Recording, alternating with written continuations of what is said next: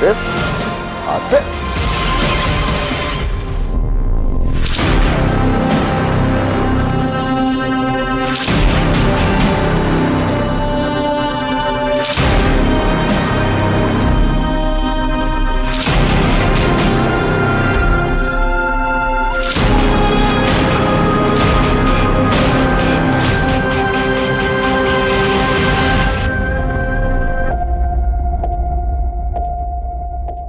देख लिया तुमने अपनी जिद का नतीजा। कहा था तुमसे कि ये सब कुछ मत करो, लेकिन नहीं, अपनी जिद पे अड़ी रही, मेरी बात को अहमियत तक नहीं दी तुमने।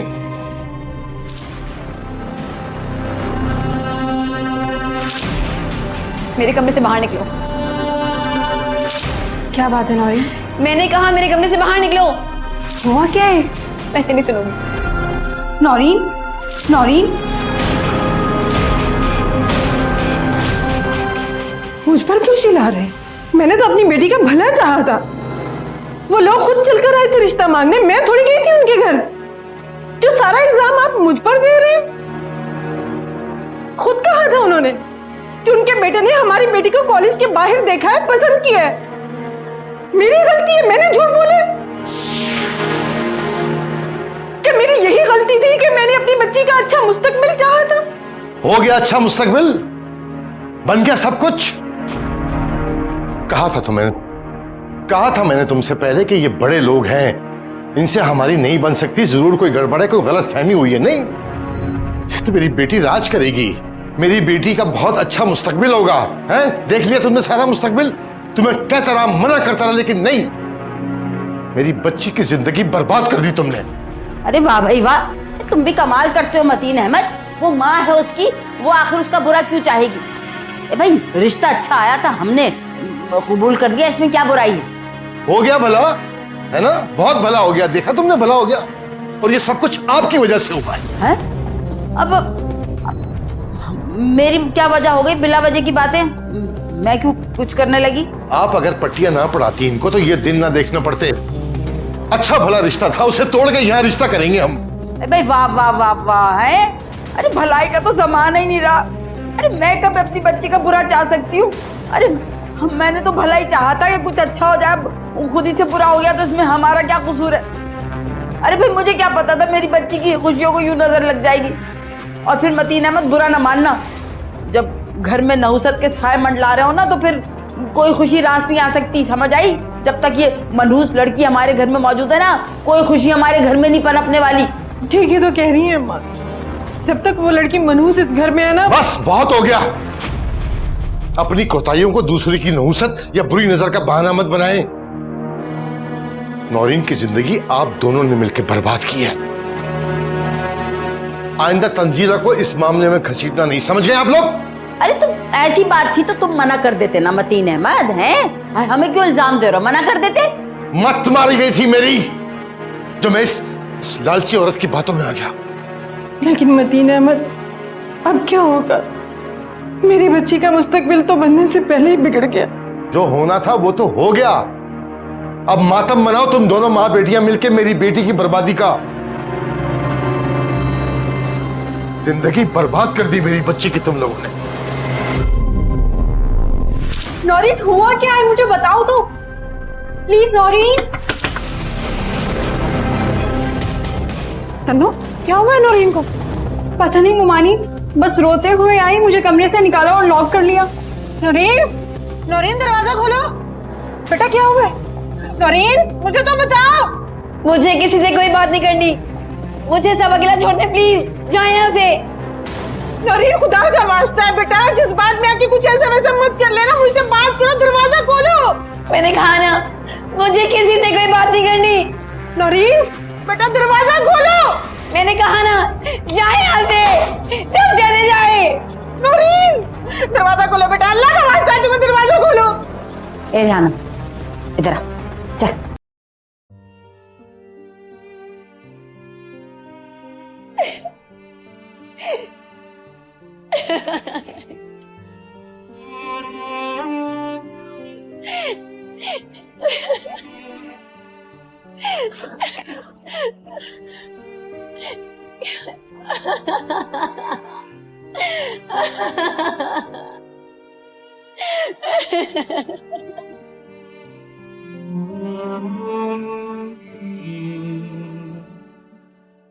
मामूजान, हाँ बेटा। क्या बात है मामूजान? वो लोग वापस क्यों चले गए? नौरीन भी कमरा बंद किए अंदर बैठे रोई जा रही है, दरवाजा नहीं खोल रही। मुझे बहुत फिक्र हो रही है। रोने दो उसे बेटा, रोए ना तो और क्या करे। क्या मतलब मामूजान? मैं समझी नहीं। जिस लड़की की माँ रेहाना जैसी बेवकूफ औरत हो, उसकी किस्मत में रोना ही लिखा होता है। अल्लाह ना करे मामूजान, कैसी बातें कर रहे हैं? साफ साफ बताइए, हुआ क्या है? क्यों चले गए वो लोग? वो लड़का कह रहा था कि नौरीन वो लड़की नहीं है जिससे वो शादी करना चाहता था। आखिर वही हुआ जिसका डर था। मतलब वो लोग? हाँ,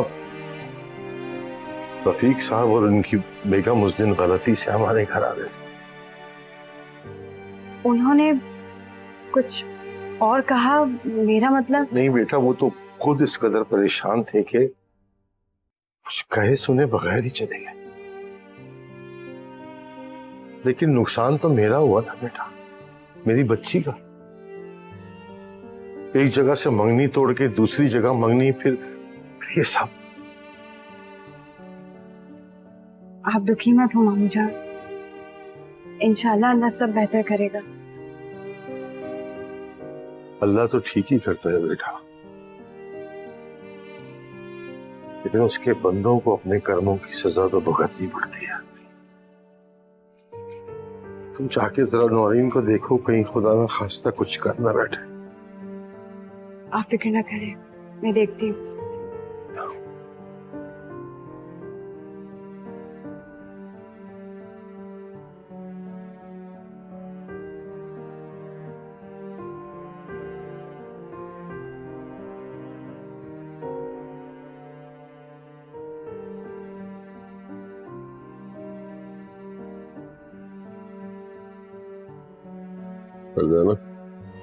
आतिफ साहब को भी बुला लूं, वो भी साथ खा ले।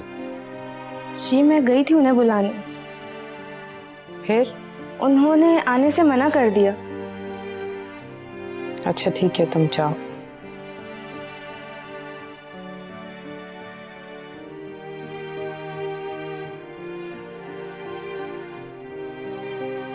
आप कहाँ चल रहे?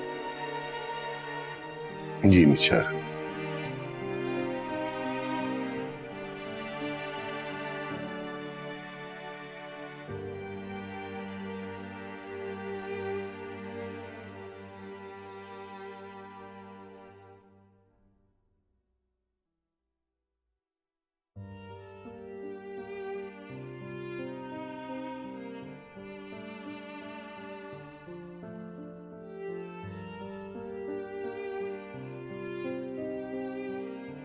आते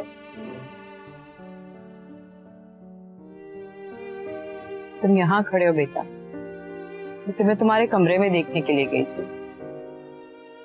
आओ चलो शाबाश, खाना खा लो। मुझे भूख नहीं है। आते तुम ठीक तो हो ना? मुझे तुम्हारी फिक्र हो रही है। जो कुछ भी हुआ ये नहीं होना चाहिए। मामा, मैं अच्छा इंसान नहीं हूँ। मेरी वजह से आज आप दोनों को कितना शर्मिंदा होना पड़ा। मेरी वजह से आज एक लड़की के जज्बात मजरूह हुए। मैंने बहुत गलत किया। मामा मेरा यकीन करें, मैं किसी को हर्ट नहीं करना चाहता था। मैं तो सिर्फ उस लड़की से शादी करना चाहता था जिसका मुझे नाम तक नहीं पता। मामा, क्या मैं गलत हूँ? नहीं आते, तुम बिल्कुल गलत नहीं हो। तुमने कुछ गलत नहीं किया। ये जो कुछ हुआ है महज एक गलत फहमी की वजह से हुआ है। तुम टेंशन मत लो, रिलैक्स हो जाओ। मैं उन लोगों से खुद बात करूंगी। रिलैक्स और चलो अंदर चलो। मामा, मुझे कुछ देर अकेला छोड़ दें please. Okay, I am waiting inside.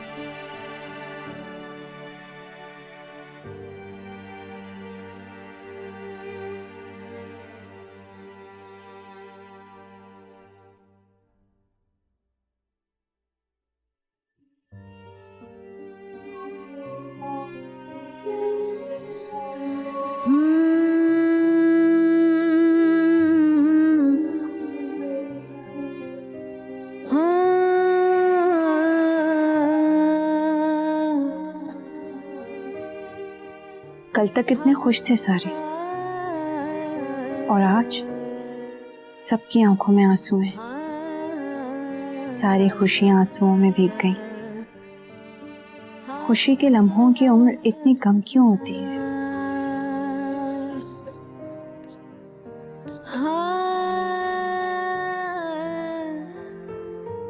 काश आतिर ने मेरी जगह नौरीन को कॉलेज में देखा होता तो शायद सबकी खुशियां अंजाम तक पहुंच पाती, किसी की आंखें भीगी हुई ना होती।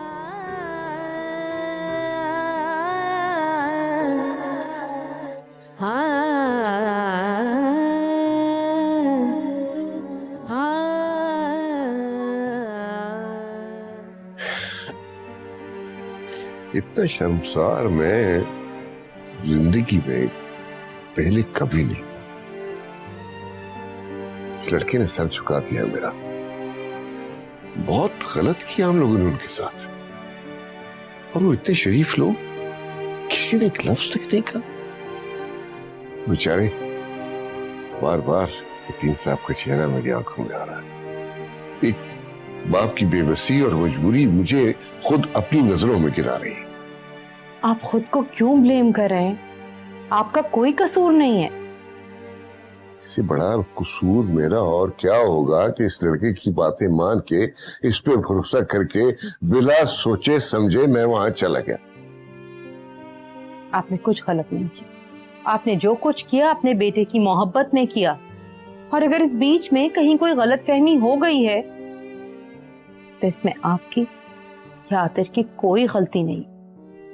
ये गलतफहमी नहीं है शगुफ्ता, ये जुल्म है जो हमने एक बेटी पे किया, एक बाप की इज्जत पे किया।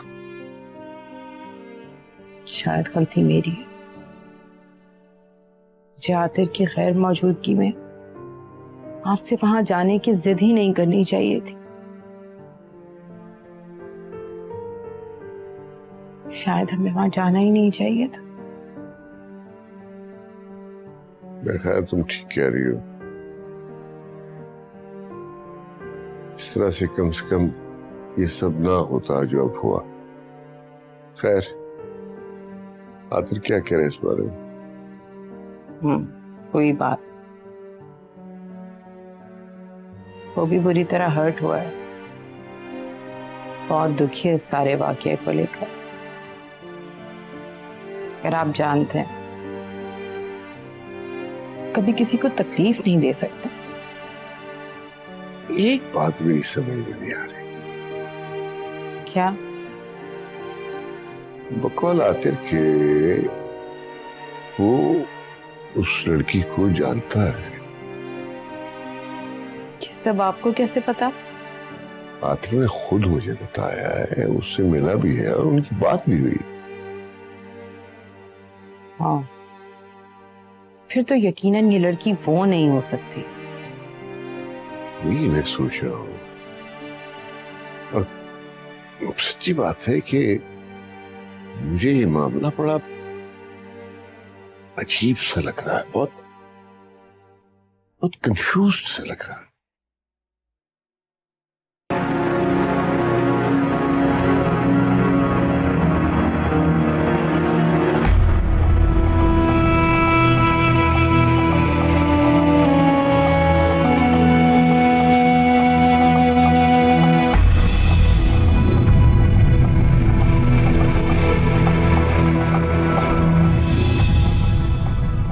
मैंने तुम्हारे नाम के कंगन पहने थे आतिर।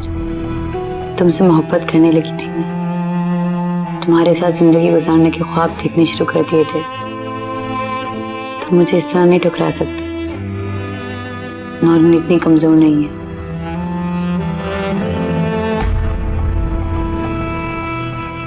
रफीक साहब और उनकी बेगम उस दिन गलती से हमारे घर आ गए थे।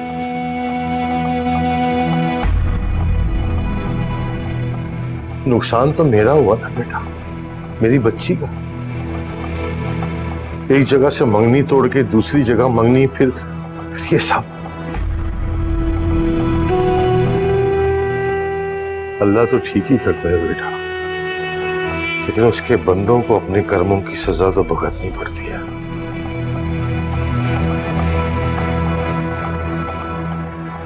अल्लाह ना करे कभी इनमें से किसी को भी कोई सजा भुगतनी पड़े। मेरी तो दुआ है कि मेरे हिस्से की खुशियां भी नौरीन को मिल जाएं, जो पता नहीं है भी या नहीं। रिश्तों को बचाने की खातिर नौरीन हमने तो निभाई सो गई क्या? सब रस्में, एक वादा किया था ऐ जाना, फिर भूल गए हम सब वो कसमें।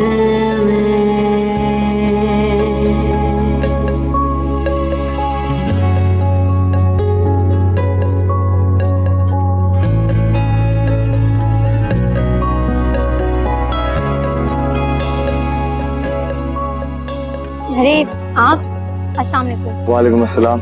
आप यकीनन अपनी फियांसे से मिलने आए हैं। जी वो आज नहीं आई और 1-2 दिन आएगी भी नहीं। उसकी एप्लीकेशन आई है।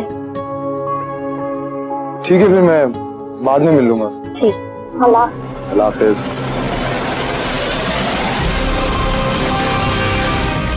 आज वो यूनिवर्सिटी में आई, इसका मतलब नौरीन का उससे कोई ना कोई ताल्लुक तो जरूर है।